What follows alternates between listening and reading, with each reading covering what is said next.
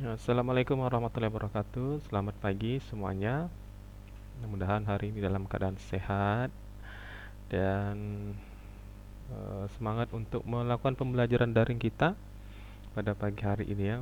Nah, untuk materi kita pada hari ini, kita akan membahas tentang penggunaan konsep KSP dalam pemisahan zat.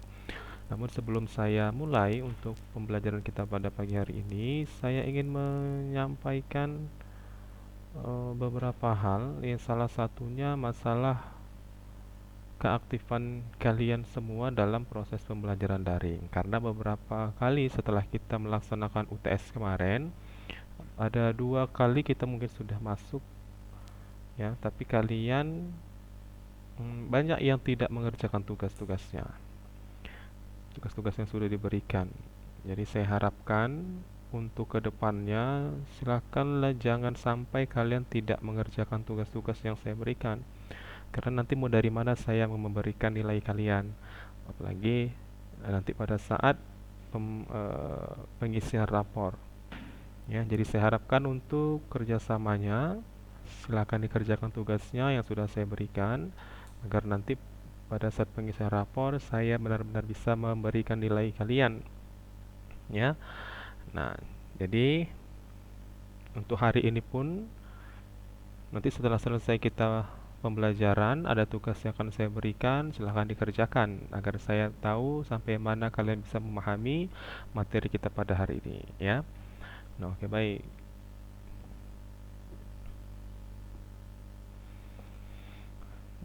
Penggunaan konsep KSP dalam pemisahan zat.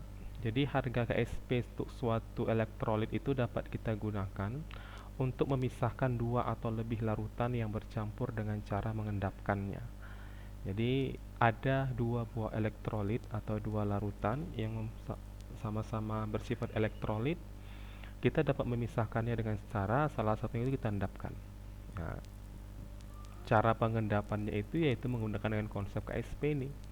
Jadi proses pemisahan ini dengan cara menambahkan suatu larutan elektrolit yang lain yang dapat berikatan dengan ion-ion dalam campuran tersebut yang akan dipisahkan. Jadi ada penambahan larutan untuk mengendapkan salah satu di antara 2 larutan yang ada dalam suatu larutan. Nah, karena setiap larutan itu mempunyai kelarutan yang berbeda, maka secara otomatis pasti ada larutan yang akan mengendap terlebih dahulu dan ada yang mengendap kemudian setelah itu. Jadi kalau ada 2 larutan yang memiliki kelarutan yang lebih rendah mungkin, nah, dia akan duluan larut.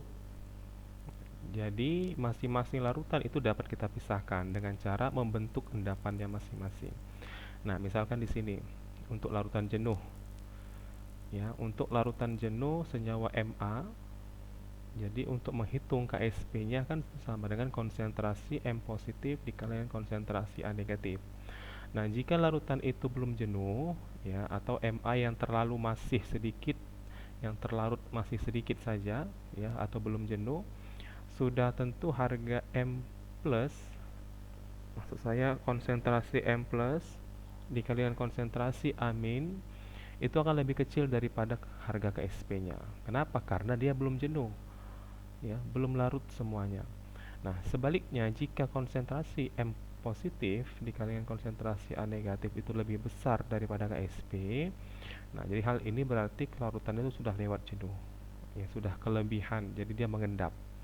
Sehingga Ma akan mengendap kan gitu. Nah, jadi kesimpulannya yang pertama, jika konsentrasi M positif dikali konsentrasi A negatif atau konsentrasi hasil dari perkalian konsentrasi ion-ion ya, hasil dari perkalian konsentrasi ion-ion lebih kecil dibandingkan dengan harga KSP-nya. Nah, ini dikatakan larutan itu belum jenuh atau belum terjadinya endapan ya. Nah, kalau misalnya harga hasil kali konsentrasi ion atau konsentrasi M positif dikalikan konsentrasi A negatif itu sama dengan harga KSP-nya, maka ini dikatakan larutan itu tepat jenuh atau jumlah zat terlarut dengan jumlah larut itu sudah sama, seimbang. Ya, dan ini tidak terjadi endapannya. Jadi sudah semuanya itu larut sempurna, ya, jumlahnya sudah sama. Nah, yang terakhir, jika konsentrasi hasil perkalian ion-ionnya atau konsentrasi M positif dikalikan konsentrasi A negatif lebih besar daripada Ksp, maka ini dikatakan larutan tersebut lewat jenuh. Nah, disinilah maka akan terjadi yang namanya endapan. Ya, kalau hasil kali konsentrasi ion-ionnya lebih besar, maka ini akan terjadi endapan. Ini kalau bisa dipahami ya, karena ini ada beberapa kali ini masuk. Kalau kemarin masih ada ujian nasional, ini masuk nih ya. Nanti pun pada saat kalian masuk ujian SNMPTN mau masuk perguruan tinggi pun, ini juga banyak materi-materi tentang KSP yang masuk dalam tes tertulisnya ya. Nah, kita masuk sekarang ke contoh soal langsung biar lebih paham. Jika dalam suatu larutan terkandung PbNO3 dua kali sebesar 0,05 molar ya. Jika dalam suatu larutan ada PbNO3 dua kali 0,05 molar dan juga HCl 0,05 molar juga sama. Jadi ada dua larutan, PbNO3 dua kali sama HCl dengan konsentrasi yang sama yaitu sebesar 0,05 molar. Dapatkah terjadi endapan PbCl2? Nah, itu pertanyaannya. Apakah akan terjadi endapan PbCl2? Nah, di sini terdapat nilai KSP-nya itu sama dengan 6,25 kali 10 pangkat negatif 5. Jadi kita bisa pertama sekali kita ionisasi dulu ya. PbNO3 dua kali kita ionisasikan menjadi Pb2 positif ditambah 2NO3 negatif. Jadi Pb2 positifnya itu konsentrasinya 0,05. Kemudian HCl kita ionisasikan juga menjadi H positif ditambah dengan Cl negatif, dan masing-masing konsentrasinya itu sebesar 0,05 molar. Nah, sekarang kita kalikan. Yang ditanya adalah endapan PbCl2. Hasil kali ion-ionnya bagaimana? Pb2 positif dikali dengan Cl negatif. Nah, karena di sini PbCl2 kan kita ionisasikan menjadi Pb2 positif ditambah 2 Cl negatif. Berarti Cl-nya dipangkatkan 2 ya.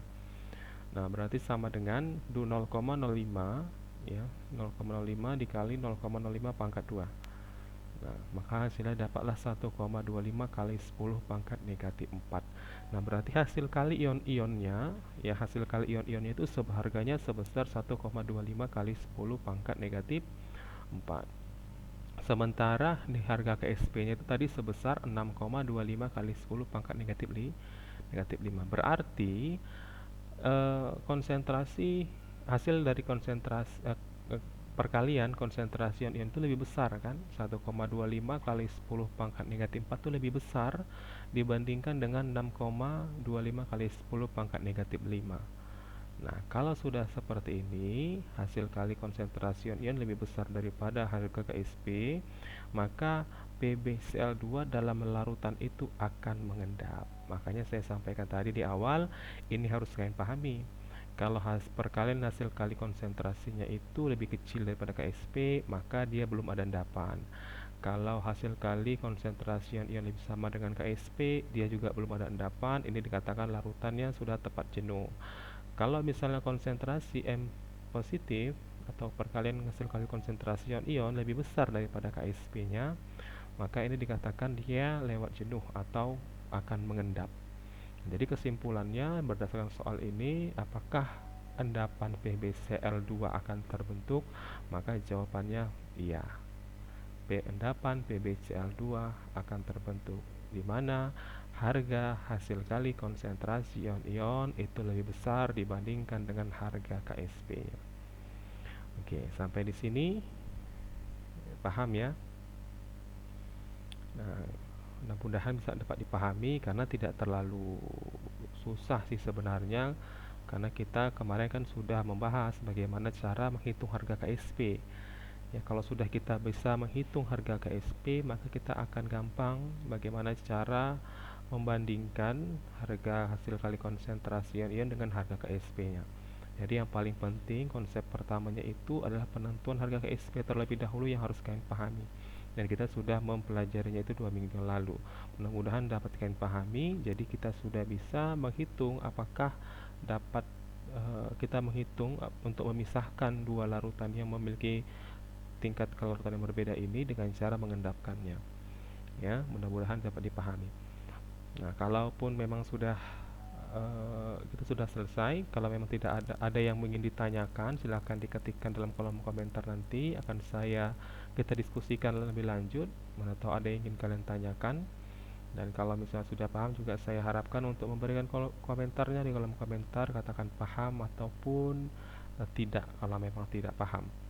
Ya, jadi saya harapkan keaktifan kalian dalam memberikan komentar di dalam kolom komentar. Nah, itu saja dulu pembahasan kita pada hari ini, dan jangan lupa untuk mengerjakan nanti tugas yang saya berikan. Nah, mudah-mudahan dapat dimengerti dengan baik ya. Oke, itu saja saya akhiri pertemuan kita pada pagi hari ini. Wabillahi taufiq wal hidayah. Assalamualaikum warahmatullahi wabarakatuh. Selamat pagi semuanya.